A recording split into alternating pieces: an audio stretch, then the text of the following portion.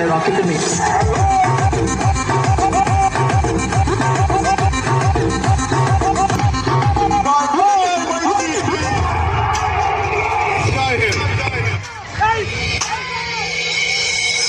ఈ song mix by DJ Ajay Tumanantavaram. ఆ రోజు మన కష్టకాలాల్లో ఉంటే నాకు అండగా నిలబడిన వ్యక్తి పవన్ కళ్యాణ్ గారు. రెండు పార్టీలు ఒకటే లక్ష్యం.